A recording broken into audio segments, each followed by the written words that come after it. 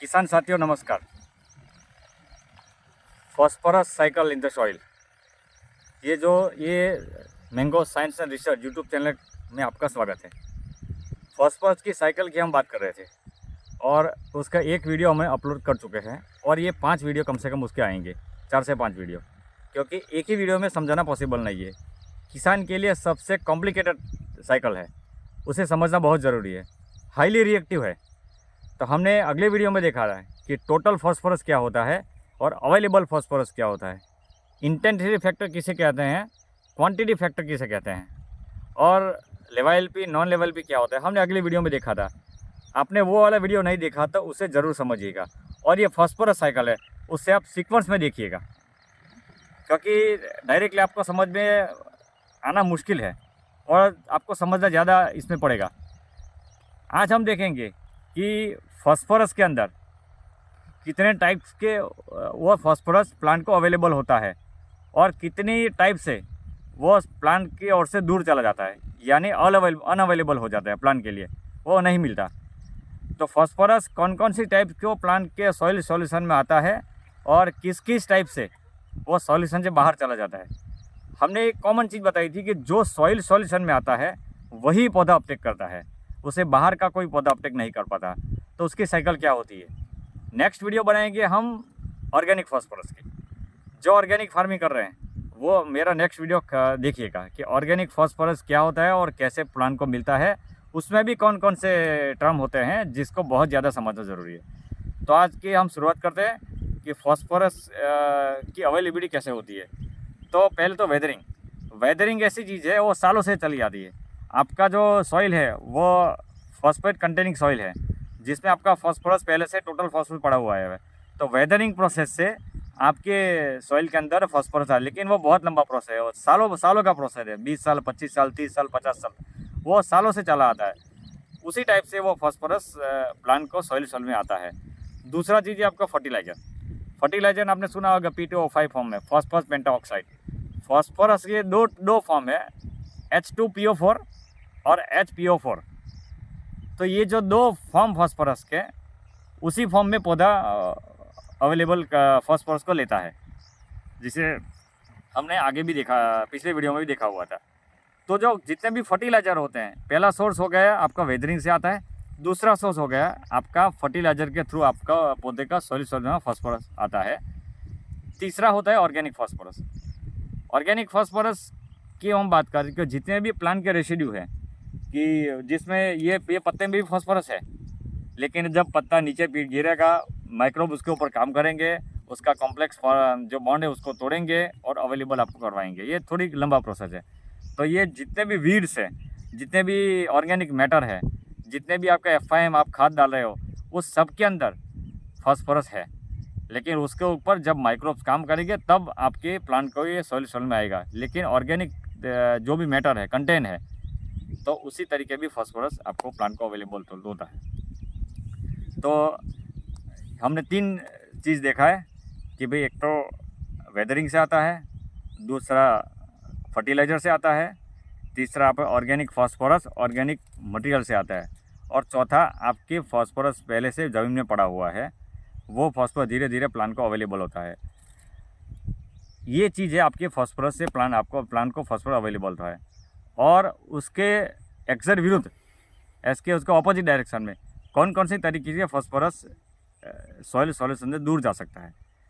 तो सबसे पहले वेदरिंग से जो फॉस्फोरस आता है, उसमें एक चीज़ होता है प्रेसिपिटेशन ऐसा चीज़ है कि आपकी जो सेकेंडरी मिनरल्स हैं, जैसे कैल्शियम हो गया, एल्यूमिनियम हो गया, ये जो मिनरल के ऊपर अवेलेबल फॉस्फोरस एक बॉन्ड बना लेता है, जैसे कैल्शियम फॉस्फाइड में कन्वर्ट हो जाता है। तो इसी टाइप से जो भी सेकेंडरी मिनरल्स है, तो उसके साथ एक बॉन्ड कर लेता है, जिसे जो सॉइल सॉल्यूशन में जो फॉस्फोरस है वो कॉम्प्लेक्स फॉर्म में चला जाता है। दूसरा चीज़ है आपका इरोजन।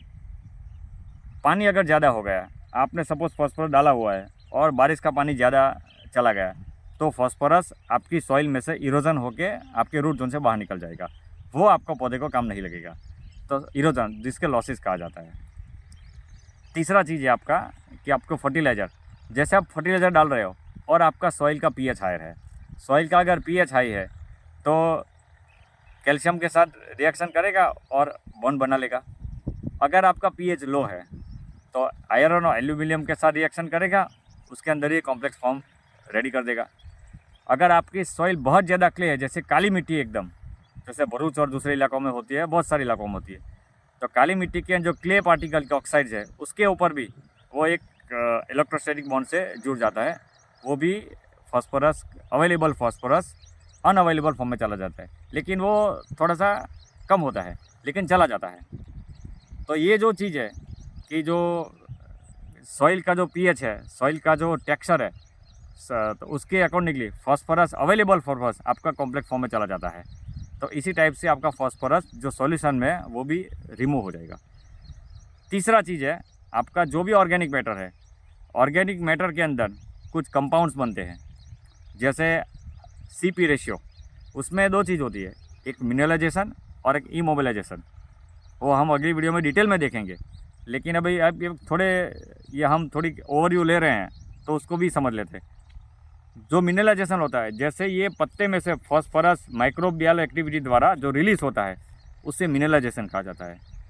और जो फॉस्फोरस पड़ा हुआ है उसे माइक्रोब्स की पॉपुलेशन बढ़ गई और अगर CP रेशियो डिस्टर्ब हो गया तो वो अवेलेबल फॉस्फोरस भी इमोबिलाइजेशन थ्रू फिक्स फॉर्म में चला जाएगा। ये शॉर्ट टाइम के लिए होता है, लेकिन होता है। जब आपके प्लांट को फॉस्फोरस ज़रूरत होता है और उस टाइम अगर इमोबिलाइजेशन होता है तो आपके प्लांट को फॉस्फोरस नहीं मिलेगा, जिससे आपके डेफिशिएंसी आपको डिक्लेयर होगी। और जो टाइम जिसकी ज़रूरत है वो टाइम पे जो नहीं मिला तो वो आपके प्लांट के अंदर डेफिशिएंसी क्रिएट करेगा। और जो न्यूट्रिशन है उसे टाइमली अवेलेबल होना ज़रूरी है। जैसे आप मैंगो की बात करो तो मैंगो का नाइट्रोजन का सबसे ज़्यादा इम्पोर्टेंस सिर्फ मानसून सीजन में है। फ्लावरिंग के टाइम नाइट्रोजन कम चाहिए और फ्रूटिंग के टाइम बहुत कम चाहिए। अगर बाद में अगर नाइट्रोजन ज़्यादा मिलता है तो फिर उसका फ़ायदा आपको नहीं मिलेगा, उसमें वेजिटेटिव स्लोट क्रिएट होने का चांसेस है। बहुत सारे किसान के फ़ोन आते हैं कि हमारे प्लांट के अंदर बहुत सारे नई फूटान आ गई है, तो हो सकता है उसका नाइट्रोजन साइकिल डिस्टर्ब हो गई हो।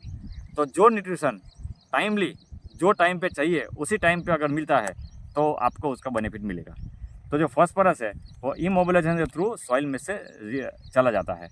तो मिनरलाइजेशन और इमोबिलाइजेशन ये फास्फोरस साइकिल में भी होता है, यही नाइट्रोजन साइकिल में भी होता है। नाइट्रोजन साइकिल में हम उसको CN रेशियो बोलते हैं, फॉस्फोरस साइकिल में हम CP रेशियो बोलते हैं। CP रेशियो कितना हो रहा क्या है उसके लिए अलग से वीडियो हम बनाएंगे। ये जो फॉस्फोरस की सीरीज जो चल रहा है ना, वो आपको ध्यान से देखना है। लीचिंग लॉस फॉस्फोरस में बहुत कम होता है, लेकिन थोड़ा बहुत होता है। तो लीचिंग लॉस भी एक हम उसको ले सकते हैं कि थोड़ा बहुत होता है। आपको बहुत ज़्यादा पानी जमा हो गया तो लीचिंग लॉस हो सकता है, लेकिन वो बहुत कम होता है। फिर एक सॉर्प्शन और डिसॉर्प्शन। जो क्ले मिनरल के ऑक्साइड होते हैं वो फॉस्फोर को एक स्टैटिक बॉन्ड से जोड़ लेते हैं, एक अपनी तरफ खींच लेते हैं। तो ये इसे बोलते हैं एडजॉर्प्शन। सॉर्प्शन और एडजॉर्प्शन दो टर्म है। तो फॉस्फोरस क्ले मिनरल के ऊपर ऑक्साइड के साथ बॉन्ड बना लेना, ये भी एक फॉस्फोरस सॉल्यूशन की अनअवेलेबल फॉस्फोरस कहा जाता है बाद में। लेकिन जैसे प्लांट पौधा अपटेक करेगा तो वो जो ऑक्साइड के ऊपर जो फॉस्फोरस जुड़ा हुआ है वो सीधे फिर सॉल्यूशन में आ जाएगा। तो सॉर्प्शन और डिसॉर्प्शन, या इसको बोलते हैं कि एडजॉर्प्शन और सॉर्प्शन, ये दोनों चीज़ चलती रहेगी। तो जितना पौधा सॉइल सॉल्यूशन में फॉस्फोरस लेगा उतना ही फिर वो अवेलेबल हो जाएगा। तो ये चीज़ भी हो जाएगी। इस टाइप की फॉस्फोरस रिमूव होता है और फिर अवेलेबल होता है। तो ये जो पूरा साइकिल है उसे आपको समझना है कि सबसे पहले हमने ये देखा है कि फॉस्फोरस के जो मिनरल है वेदरिंग से आता है, फर्टिगेशन से आता है, तीसरा ऑर्गेनिक मैटर की डीकम्पोजिशन से फॉस्फोरस मिलता है। जाता किस टाइप से है कि अभी सेकेंडरी पार्टिकल के अंदर वो कॉम्प्लेक्स फॉर्म रेडी कर देता है। एडजॉर्प्शन और सॉर्प्शन दो चीज़ आपके होती है, उससे भी फॉस्फोरस अवेलेबल होता है। सॉइल इरोजन से, पानी से आपका फॉस्फोरस चला जाएगा। दूसरा चीज़ है आप, तो ये जो मिनरलाइजेशन इमोबिलाइजेशन होता है उससे भी फॉस्फोरस रिमूव हो जाएगा। तो ये चार जो साइकिल है उसे आपको परफेक्ट तरीके से मेंटेन रखना है। ज़्यादा ऑर्गेनिक मैटर भी नहीं चाहिए और कम भी नहीं चाहिए। इसीलिए हम बोल रहे हैं आप सॉइल का रिपोर्ट करवाइए और हर 6 महीने में करवाइए। अगर आपका मैंगो का फार्म है, हम मैंगो की हम बात करें, ये फॉस्फोरस साइकिल के लास्ट में हम एक वीडियो बनाएंगे आपके पौधे को फॉस्फोरस कितना चाहिए और कैसे कैसे आपको मिलेगा। लेकिन उससे कितना चाहिए मैंगो, लोग का किसानों का फ़ोन आते हैं कि भाई खाद कितना दे, लेकिन खाद हम देने से पहले आपको साइकिल पता होनी चाहिए कि प्लांट खाद कैसे लेता है और आपकी ज़मीन में कैसा पड़ा हुआ है, आपकी सॉइल की प्रोफाइल कैसी है। तो ये फॉस्फोरस की साइकिल आप समझोगे तभी लास्ट में हम आपको बताएंगे कि मैंगो को फॉस्फोरस कितना चाहिए और कैसे कैसे आपको उसे कहाँ कौन से टाइम में हमें डालना है। लेकिन उससे पहले ये सारी वीडियो आपको फॉस्फोरस से देखने पड़ेंगे। तो ये पूरा एग्रोनॉमी है, ये सॉइल साइंस है, ये mango is a soil science है, इसीलिए हमने चैनल का नाम मैंगो साइंस एंड रिसर्च रखा है। आप साइंस को समझो, ये जो हम बोल रहे हैं वो सॉइल में एक्चुअल हो रहा है। तो आप इस चीज़ को समझे। फॉस्फोरस की वीडियो में आपको पता हो गया होगा कि कैसे फॉस्फोरस अवेलेबल होता है और कैसे नॉन अवेलेबिलिटी में भी चला जाता है। तो नेक्स्ट वीडियो में हम बात करेंगे ऑर्गेनिक फॉस्फोरस की, कि जो ऑर्गेनिक फार्मिंग करे उसे वो किसान खास देखे कि ऑर्गेनिक फॉस्फोरस कैसे मिलता है, मिलाइजेशन कैसे होता है, इमोलोजेंस कैसा है, CP रेशियो कितना होना चाहिए। तो ये हम अगली वीडियो में बात करेंगे। तो सेकंड जो फॉस्फोरस साइकिल का सेकंड पार्ट हमने आज ख़त्म कर रहे हैं। आशा करते हैं आपको ये बात समझ में आ गई होगी। धवल सिंह चौहान, भरूच, गुजरात।